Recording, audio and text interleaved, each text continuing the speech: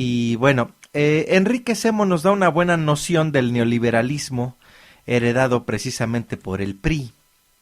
El periodo que hoy vivimos no está suspendido en el limbo sin pasado y sin futuro. Es difícil entenderlo sin relacionarlo con nuestra historia o intentar hacer una prognosis sobre su futuro. Al contrario, tiene antecedentes muy claros. Lo podemos definir recurriendo al concepto de Gramsci de revolución pasiva o revolución desde arriba, que aplicada a un país dependiente como el nuestro se transformaría en modernización pasiva o modernización desde arriba. Esta forma de cambio social y económico designa el intento autoritario de un hombre fuerte, dictador o rey, apoyado en una burocracia dominante y sectores de la clase hegemónica, que pretende introducir en un país atrasado las reformas necesarias para ponerlo a nivel de los países desarrollados sin consultar al pueblo, obligándolo a cargar con los costos de las reformas, recurriendo en todos los casos a la represión o a la cooptación.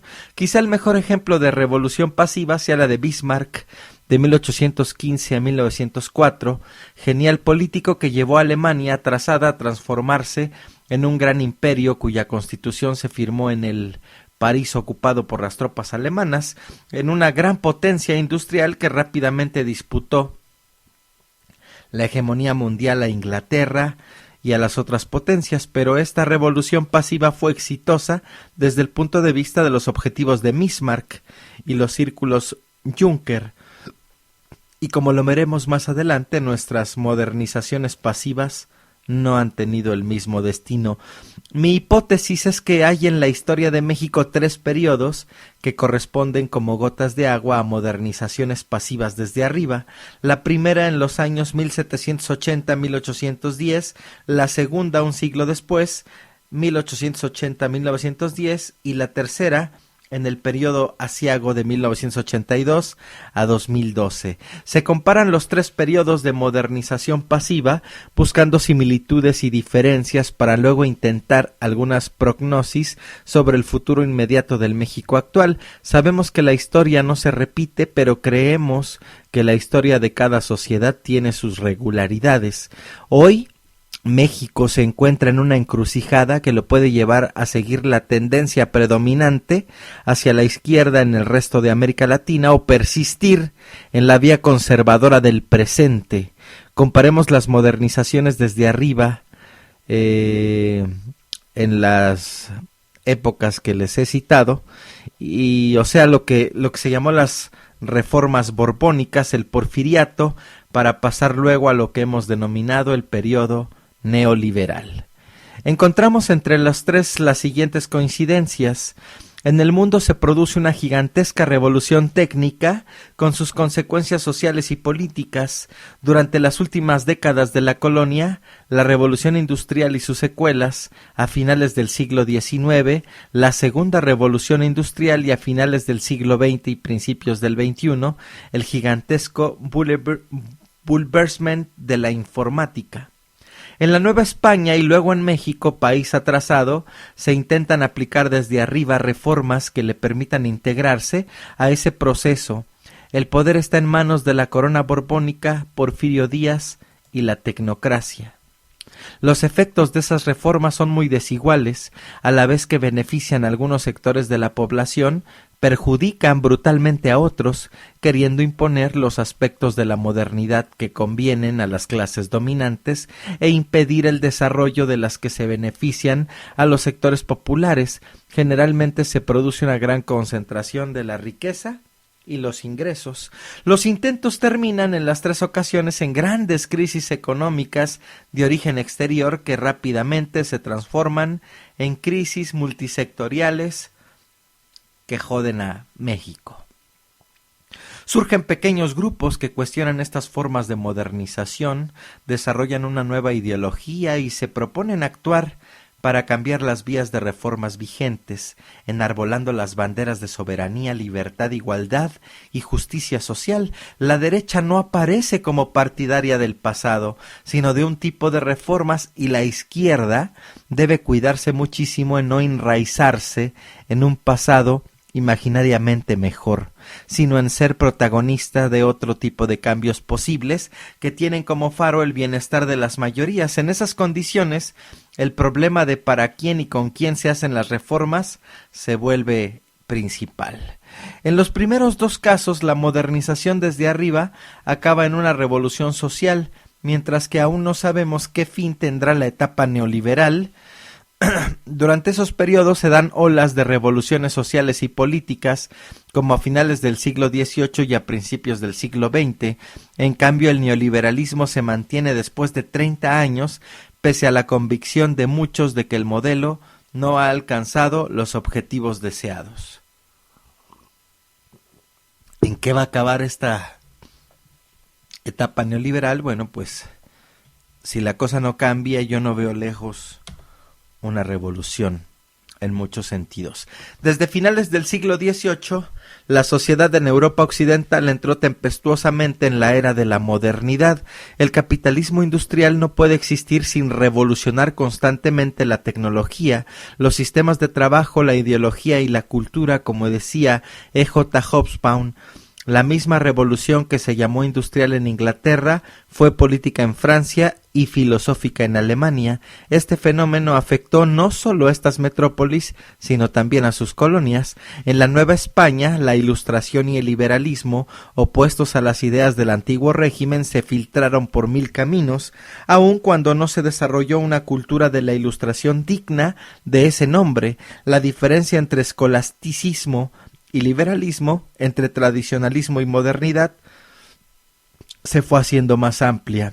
El imperio español, que se atrasaba cada vez más respecto a las otras potencias europeas, hizo un extemporáneo y efímero esfuerzo de modernización que se conoce con el nombre de reformas borbónicas.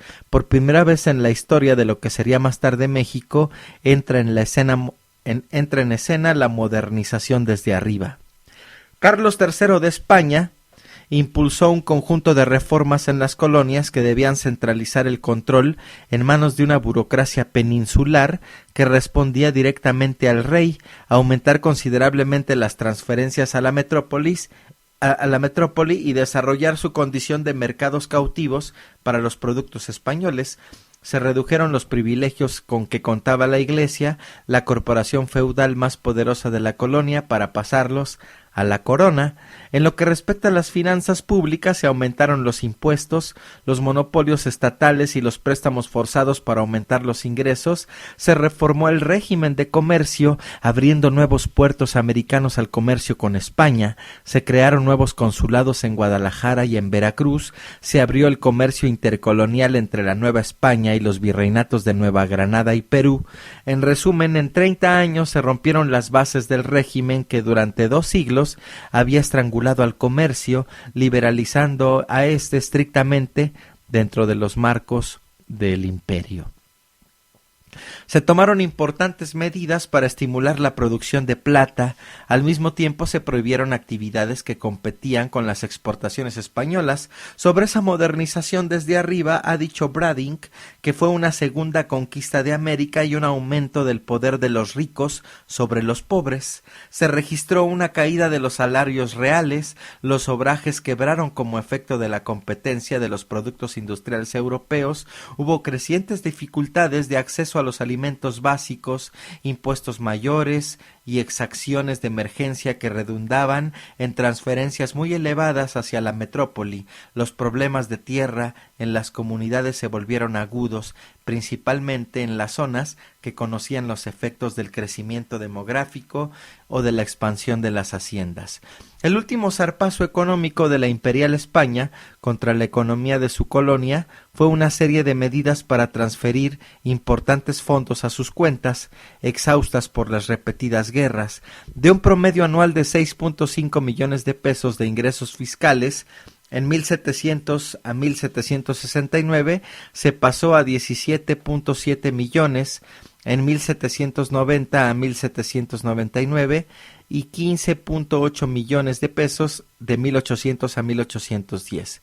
Es importante destacar que algunos de estos impuestos eran cubiertos principalmente por las clases populares, por los jodidos como tú y como yo. Se calcula que en los últimos 20 años de poder español, la Nueva España remitió a su metrópoli entre 250 y 280 millones de pesos, lo que equivalía a más del ingreso nacional en un solo año. Al final de la colonia, una generación de mexicanos descontenta con su realidad asumió un proyecto para el futuro que prometía mucho más de lo que las condiciones objetivas reales permitían realizar. Generalmente esas utopías liberales no fueron sino la imagen más o menos deformada de las circunstancias existentes en los países más desarrollados. Durante el siglo XVIII se registraron más de 200 rebeliones indígenas y de negros esclavos o cimarrones, algunas de ellas inspiradas en un milenarismo antiespañol o en exigencias de mayores libertades y mejores condiciones para sus comunidades. Cualquier semejanza con nuestra realidad actual no es coincidencia. Iniciada la crisis de la corona española en el periodo prerrevolucionario, se produjo el intento de cabildo de la Ciudad de México en 1808 de convocar a un congreso para que la Nueva España se gobernara autónomamente mientras la metrópoli estuviese ocupada por los franceses. Antes, en 1801, se había sublevado en Tepic el indio Mariano, que pretendía restablecer la monarquía indiana y nunca pudo ser capturado. Luego surgió en Querétaro una conspiración que comenzó a elaborar planes para la convocación de un Congreso novohispano.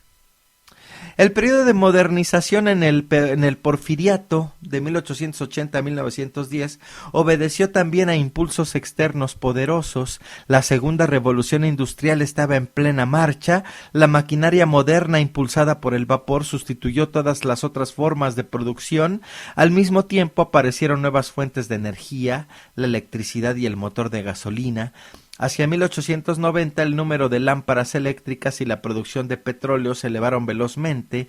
Alrededor de 100,000 locomotoras, arrastrando sus 3 millones de vagones, cruzaban el mundo industrial. Los telégrafos y más tarde los teléfonos se generalizaron. Los países más desarrollados entraron en una fiebre colonialista y los imperios ingleses, franceses y alemanes crecieron rápidamente. En las metrópolis, una acumulación vertiginosa de capital obligó a invertir en las colonias y los países dependientes, pero el auge desembocó en una gran crisis en 1907, una mortífera guerra mundial y una cadena de revoluciones sociales que dieron la vuelta al mundo. México, Persia, China, Rusia, Hungría, Turquía y hasta Alemania. En el último tercio del siglo XIX el Estado mexicano se había consolidado. Pronto Porfirio Díaz se alió con empresarios europeos y estadounidenses, ofreciéndoles condiciones inmejorables para atraer capitales que lo ayudarían a modernizar el país y a pacificarlo. Un río de dinero extranjero al cual se le dio toda clase de alicientes y privilegios fluyó en el país y para 1910 se habían ya invertido 2.700 millones de dólares, el 70% del total de las inversiones.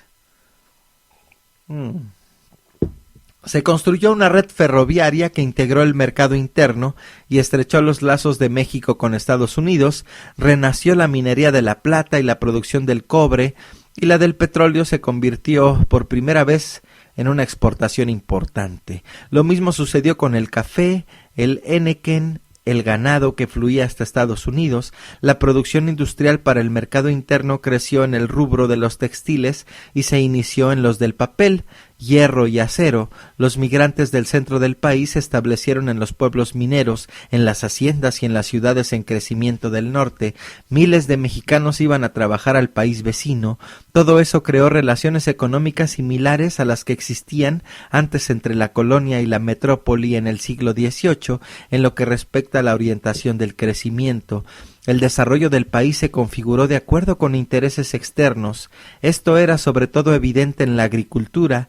Lo perverso del importante desarrollo de finales del siglo XIX es que poco benefició a las clases trabajadoras del campo y la ciudad y aumentó considerablemente los desequilibrios y las fricciones sociales. O sea, eso no es nuevo. Una vez más, las reformas introducidas durante el Porfiriato fueron, en el sentido más puro, una modernización desde arriba. El pequeño grupo de empresarios y políticos que tenían el control del país no buscó en ningún momento un pacto social que distribuyera los beneficios aportados por el cambio a todos los sectores de la población. El lema de la élite dominante era orden político y libertad económica, para librar a la clase obrera de la opresión del capital. Decían los científicos en su órgano Revista Positiva: no hay que recurrir a un mejor reparto de la riqueza, sino a un mejor empleo de los capitales, era lo que estos cabrones decían. En la segunda parte de este ensayo, el historiador Enrique Semo, colaborador de Proceso, finaliza este análisis de 3 periodos cruciales en México.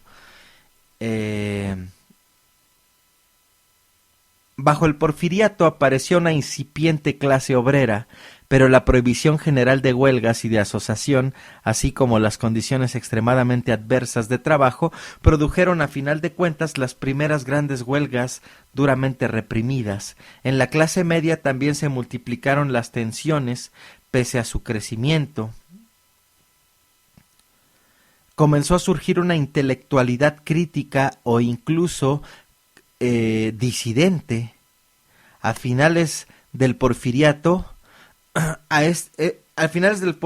este fue un sector de la población que acabó transformándose en una oposición al régimen. El predominio del capital extranjero en todas las ramas dinámicas fuera de la agricultura dificultaba el desarrollo de una burguesía mexicana independiente y fuerte. El nacionalismo comenzó a expresarse como resistencia al excesivo dominio del capital extranjero, pero fue la modernización de la agricultura la que produjo las mayores tensiones. La creciente concentración de la propiedad de la tierra afectó negativamente a los pueblos libres y a los pequeños propietarios. Muchos de ellos tuvieron que abandonar sus tierras. Los peones de las haciendas vieron sus condiciones humanas degradarse. Las compañías deslindadoras vinieron a agravar los procesos de expropiación después de las leyes de colonización de 1803 y 1894. El crecimiento y también las tensiones se fueron acumulando a lo largo de una generación completa y estallaron a raíz de una crisis económica en 1907 a 1910. Esta se inició en Estados Unidos y tuvo efectos graves para México. En aquel país el primer síntoma fue un pánico bancario, como se decía en aquella época. Una burbuja de especulación ligada con el cobre se transmitió a los grandes bancos y a los trusts, que entonces eran la novedad. La crisis financiera se comunicó rápidamente al resto de la economía. Los efectos del pánico financiero en el país vecino comenzaron a sentirse en México, causando una importante recesión entre 1907 y 1908. La caída de los precios del cobre, la plata, el enequén y otros productos de exportación, la reducción de la oferta de trabajo para mexicanos en la construcción de ferrocarriles y la industria norteamericana, el déficit presupuestal a nivel federal y en los estados de la República, el cierre de minas importantes, la crisis en las fincas enequeneras y en el sistema de bancos de crédito y emisión recién creados, fueron algunos de los síntomas. También se produjo una crisis política en los grupos dominantes y en el Estado. Las pugnas entre los científicos por un lado y otros sectores de la clase dominante, los Madero y los Reyes por ejemplo, menos favorecidos, se agudizaron y el gobierno se vio cuestionado por la oposición en el último intento de reelección de Sir Porfirio Díaz. En México las dos revoluciones fueron precedidas por un periodo en que los círculos dominantes, embriagados por los éxitos de la modernización desde arriba, dejan de cumplir con el principio establecido en su tiempo por José María Luis Mora, Cada gobierno debe representar a toda la sociedad, a la vez que se defiendan los intereses de una parte de ella. Es decir, que se puede favorecer a una clase, pero se debe tomar en cuenta todas las demás. En un país eminentemente rural, los campesinos sienten amenazadas sus comunidades no solo por la expropiación de tierras, sino por el ataque a su tejido social, cosa que sucedió antes de la Revolución de Independencia y de la Revolución Mexicana.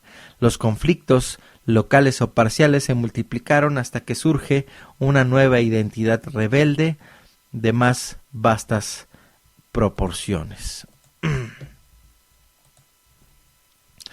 Hablemos ahora del mundo y del México actual. Como podemos ver, las condiciones pues no son ajenas y no son muy diferentes hace 200 años y hace 100 años como en el pasado. México sigue siendo un país dependiente en el cual los grandes impulsos del cambio no parten de su realidad interna, sino que se encuentran subordinados a movimientos cuyo epicentro evidentemente son los países desarrollados. El mundo vive cambios epocales, por una parte la consolidación enteramente dentro del escenario capitalista de una nueva revolución tecnológica que ha abierto el paso de la civilización industrial a la civilización informática. Por otra, el fracaso de los intentos de construir sociedades postcapitalistas en el siglo XX que pretendían asegurar el desarrollo de las capacidades humanas desde un orden equitativo, justo y fraternal. Tampoco tuvo éxito el estado de bienestar cuyos restos están siendo desmantelados ante nuestros ojos. Probablemente los primeros ensayos de construir sociedades socialistas o sociedades socialdemócratas en el siglo XX fueron prematuros o se dieron en escenarios inadecuados. También acabaron en la derrota varios movimientos revolucionarios en el tercer mundo. A diferencia de los dos casos anteriores, la modernización desde arriba de 1982 a 2012 se produce en un periodo de hegemonía indisputada del capital financiero mundial que ha penetrado en los rincones más recónditos, como la familia y la mente de cada uno de los individuos que integran, evidentemente, pues esta sociedad.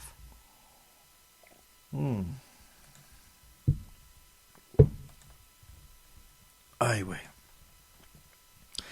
Ha cambiado la relación entre las compañías nacionales y los estados nacionales. Las redes en las firmas y sus relaciones externas han hecho posible un considerable aumento del poder del capital vis-a-vis el trabajo, con el descenso concomitante de la influencia de los sindicatos y otras organizaciones obreras. Han surgido nuevos centros de desarrollo capitalista como los BRIC, mientras los veteranos se encuentran sumidos en una profunda crisis. Simultáneamente, actividades criminales y mafias se han transformado en redes globales, proveyendo de los medios para el tráfico de drogas, junto con cualquier forma de comercio ilegal demandado por nuestras sociedades, desde armas sofisticadas hasta carne humana.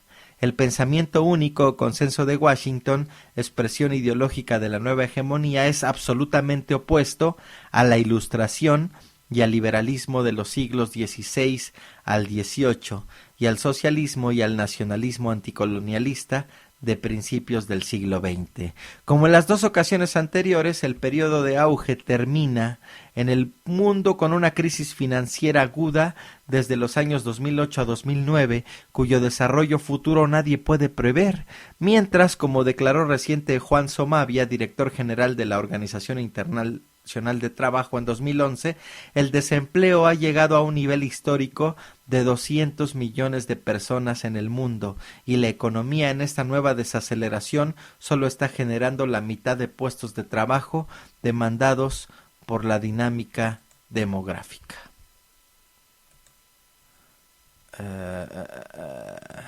Ok.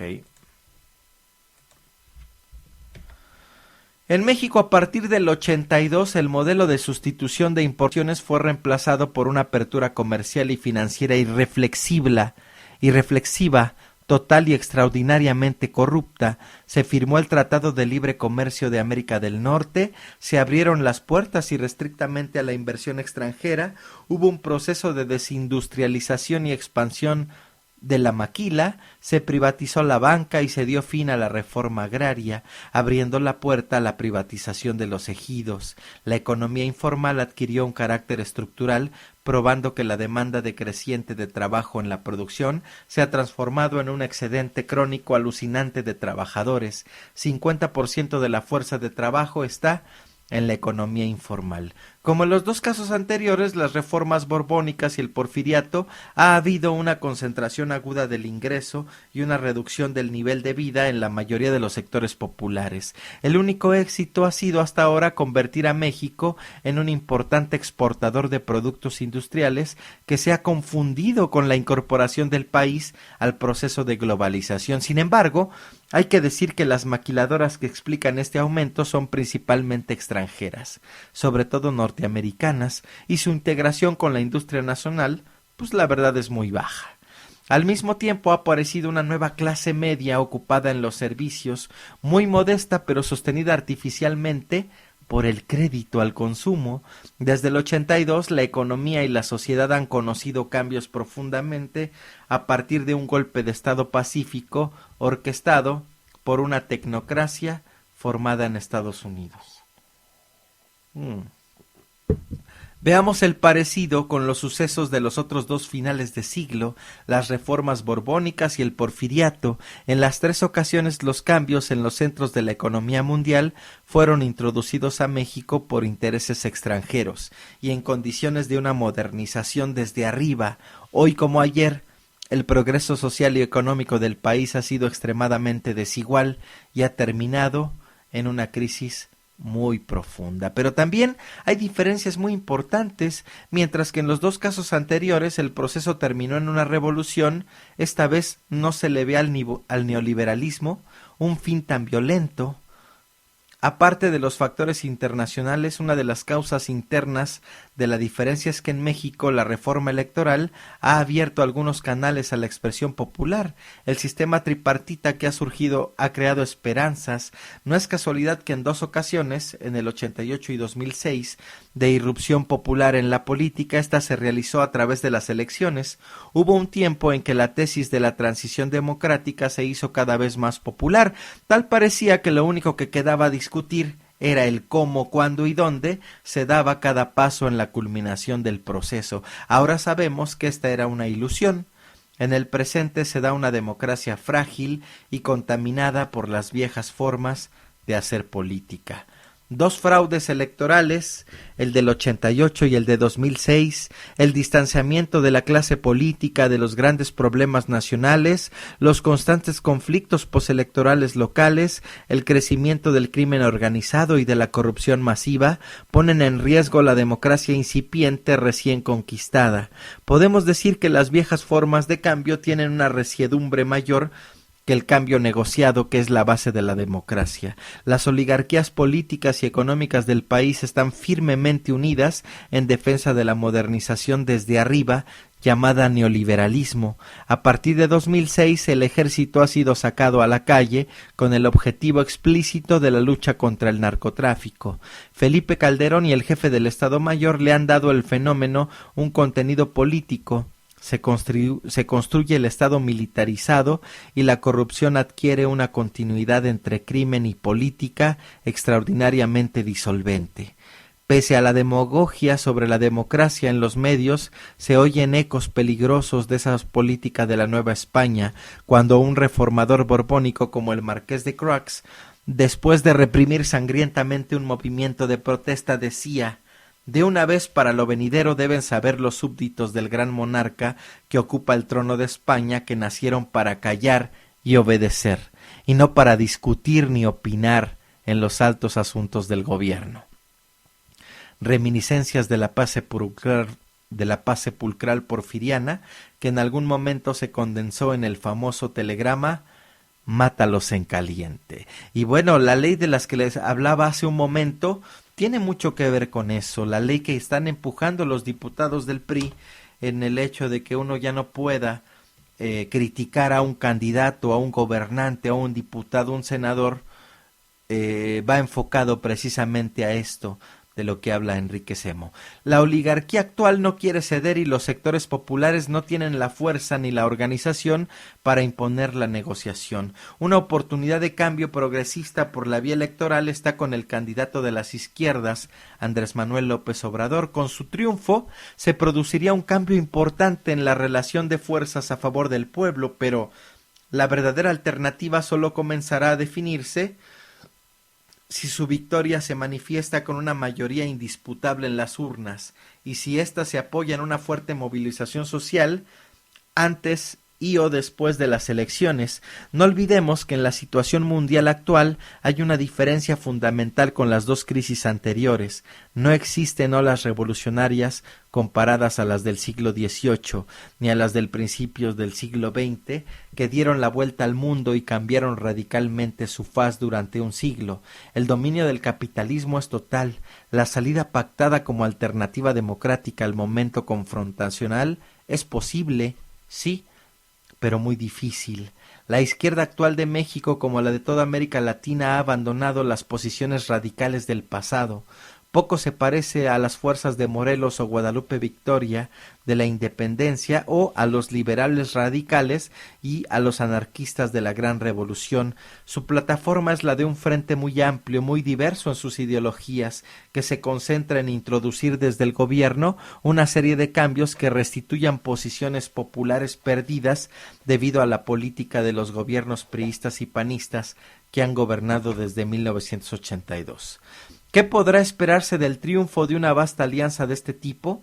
Ante todo, frenar la descomposición que crea la corrupción y las prácticas clientelares, una nueva política agraria que asegure con mayor independencia alimentaria, la reducción paulatina de las exenciones fiscales a las grandes empresas, la creación de una política social que permita la ampliación a buen paso del mercado interno y aumente considerablemente la importancia de las industrias pequeñas y medianas nacionales para abastecerlo, pugnar también por una reforma del Tratado de Libre Comercio que propicie, entre otras cosas, la libertad migratoria que ahora no existe. En una palabra, cambiar las políticas que benefician exclusivamente a las transnacionales extranjeras o mexicanas por políticas que tengan el objetivo del bienestar social y la soberanía.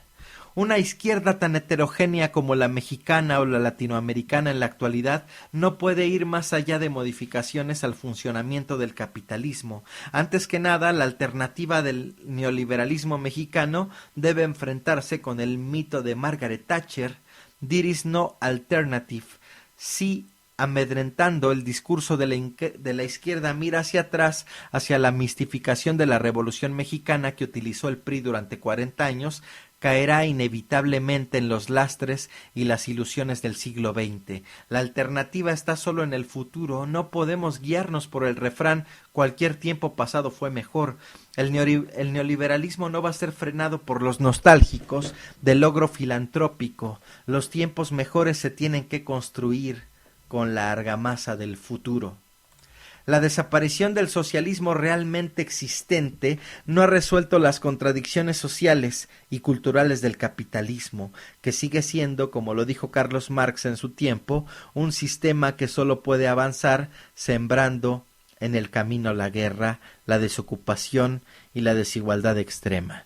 La práctica actual de una izquierda amplia con objetivos que no trascienden el capitalismo no cancela la hipótesis socialista. Un mapamundi que no incluye la utopía no vale siquiera la pena de ser mirado, decía Oscar Wilde. Estamos ante una tradición filosófica que se remonta a épocas muy lejanas, a una aspiración humana que no se puede eliminar como por arte de magia. Es imposible extirpar un cuerpo de ideas, un pensamiento político, expresiones artísticas y literarias rebeldes y sobre todo una tradición de lucha que han existido durante siglos y que no pueden ser borradas de un manazo. La verdadera alternativa no se agota en la lucha contra el neoliberalismo. Debe comprender que las raíces del mal están en el capitalismo. La hipótesis socialista inmersa en el pensamiento contemporáneo, en lo específico de cada país, en el optimismo intelectual basado en la capacidad de entender y resolver problemas prácticos, es la única arma contra la rendición incondicional y un regreso absoluto a las costumbres capitalistas que nos exige el pensamiento único. Es necesario y es posible aprender a vivir en la tensión constante entre las modestas tareas actuales y las aspiraciones de emancipación de la humanidad, que deben ser reconstruidas sobre la marcha, fusionando el pasado con el futuro. Como pueden ver, esto no es nada nuevo, esto que está sucediendo no es nada nuevo y da terror de repente pensar cómo nos han manipulado estos 2 siglos y cómo hoy no se ve una alternativa para poder seguir teniendo la zona de confort que cada uno de nosotros tenemos.